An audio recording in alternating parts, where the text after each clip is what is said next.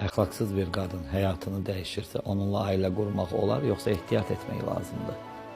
İnsanların tövbə qapısı Allah tərəfindən tövbə qapısı insanların üzünə açıqdır.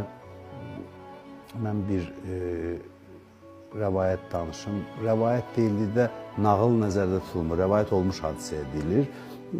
Din alimlərindən biri çıxış edir məsciddə Ramazan ayı boyunca 30 gün. 30 gün çıxış etdikdən sonra həmin məscidin cəmaatı da toplayıb ona müəyyən qədər vəsait verir ki, bu 30 gün zəhmət çəkdiniz və bu da sizin zəhmət haqqınız. Bu da vəsaiti götürür. Din xadimlərini keçmişdə adətən insanlar təmin edərmiş ki, başqa bir işlə məşğul olmasın və insanlara xidmət etsin. Bu da bu vəsaiti götürür və gedir yolda bir üzr istəyirəm, yüngül əxlaqa sahib olan bir qadını görür ki, yolun qırağında dayanıb çox-çox üzr istəyirəm, müştəri gözləyir hətta belə bir vəziyyətdə. Bu deyir ki, mən istəyirəm ona yaxınlaşım. Yanındakılar deyir ki, ayıbdır, o hara, siz hara, dini geyimdə, ruhani geyimində.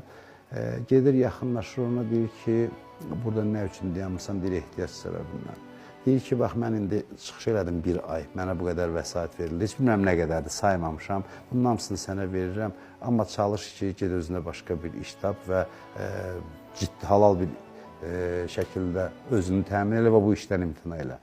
Deyir, ona verir, heç saymamış nə qədər olduğunu da bilmədən verir və bir müddət sonra müqəddəs məkanlardan birinin ziyarətinə gedir və görür ki, həmin xanım artıq dinə, imana gəlib və həyat yoldaşı da var yanında. Ona gəlir, ağlaya-ağlaya minnətdarlıq bildirir ki, siz mənim həyatımda dönüş yaratdınız, tam həyatımı dəyişdiniz. Təbii ki, bu insanların öz seçimidir.